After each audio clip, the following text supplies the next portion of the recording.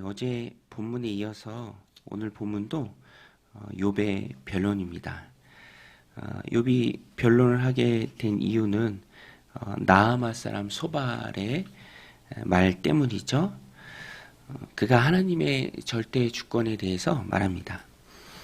그런데 욥은 참 믿음과 신앙이 깊은 사람이죠. 하나님 앞에 온전하고 또 완전한 사람이다라고 일컬어질 만큼 그 신앙이 훌륭한 사람이었습니다.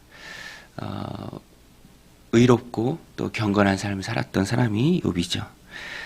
사실 욥이 무엇을 잘못해서 지금 고난 중에 있는 것이 아니죠. 거기에는 하나님의 깊은 뜻이 있습니다. 그런데 욥의 친구들은 그것을 다 헤아리지 못하고 또 무게중심이 인간적인 생각, 자신의 그런 관점, 잣대에 참 많이 가 있었습니다. 모르죠. 어쩌면은 항상 자신들보다 뛰어났던 그 욥에 대한 그런 좀 샘하는 마음이 있었는지도 모릅니다. 그런데 막상 욥이 그렇게 잘 나가고 그렇게 정말 탁월한 삶을 살았던 욥이 이제는 정말 극심한 고통 가운데 있으니까 어쩌면 어느 정도 우월감이 있었을지도 모릅니다. 그래서 욥을 향해서 이렇게 해라. 내가 보니 이렇다.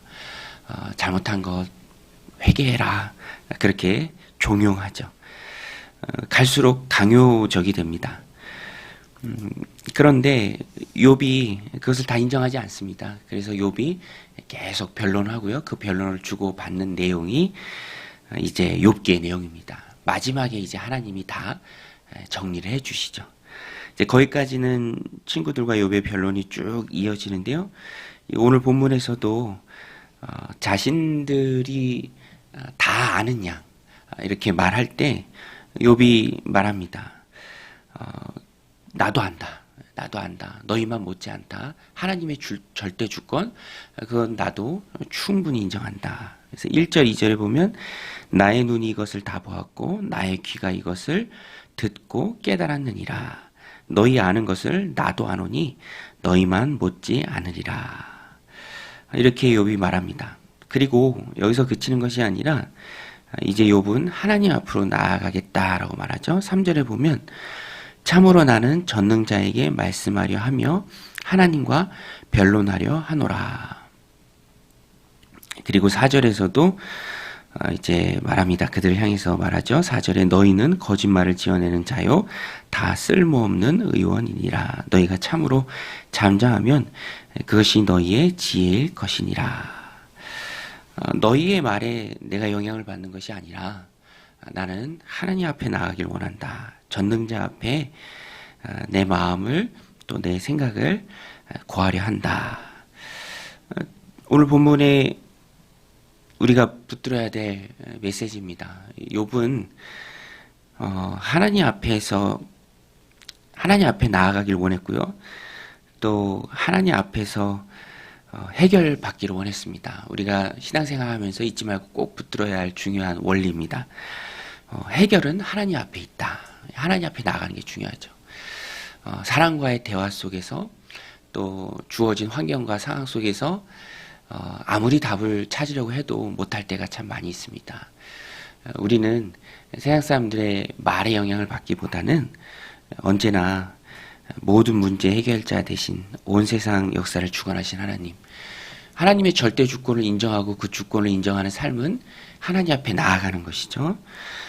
해결은 하나님 앞에 있다라는 것입니다.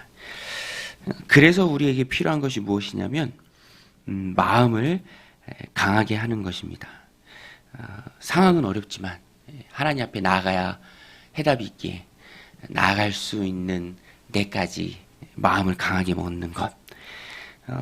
연료가 없어도 주유소까지 갈 연료만 있다면 주유소에 가면 얼마든지 연료를 보충할 수 있고 충전할 수 있는 것이죠. 하나님이 영적인 주유소와 같습니다.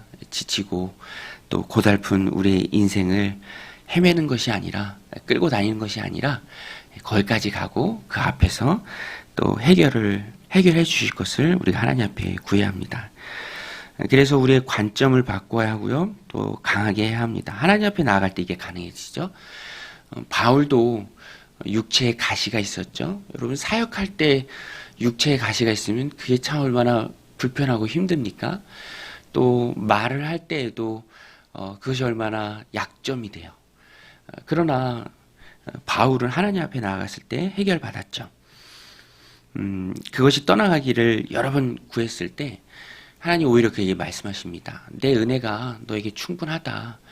왜냐하면 너가 스스로 교만해서 내 곁을 떠나지 않도록 내가 직접 허락하신 그 가시이기 때문에 너가 그것 때문에 내 옆에 붙어 있고 나의 강한 능력이 너에게 계속 흘러가는 것이다. 바울이 그걸 깨닫습니다. 이 약한데 그게 곧 강함이구나. 나는 약해서 이것이 떠나가길 바랬는데 약한 이것 때문에 내가 하나님 곁에 꼭 붙어 있고 그의 능력을 힘입고 또 힘있게 사역을 해 나가는구나. 약한 줄 알았던 그것이 곧 강함의 원인이 되는 거구나.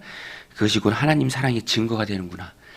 육체에 가신 그대로 있지만 관점이 바뀌죠. 생각이 바뀝니다. 그러니까 상황은 그대로지만 오히려 강하게 하나님 주신 삶을 살아가고 약한 것을 오히려 자랑할 정도로 되었다라는 것이죠. 오늘 욥에도 그런 모습이 있습니다. 굉장히 주도적이에요. 그래서 13절에 보면 그것을 단적으로 보여주는데요. 13절에 보면 너희는 잠잠하고 나를 버려두어 말하게 하라. 무슨 일이 닥치든지 내가 당하리라. 내가 당하리라. 내가 당하는 것이다. 굉장히 주도적인 모습입니다. 여러분 귀가 얇은 게요. 신앙생활에서는 결코 좋은 것이 아닙니다. 우리는 믿음에 강한 능력을 가지고 있어야 하고요. 또 하나님 주신 말씀의 확신을 내 안에 품고 있어야 합니다. 그래서 세상의 말에 흔들리지 말아야 합니다. 그것은 어디까지나 세상의 말이죠. 하나님의 말씀은 다를 수 있잖아요. 그래서 하나님 앞에서 해결받는 것이 중요하다라는 것입니다. 세상의 말에, 세상의 소리에 영향받지 않는 것.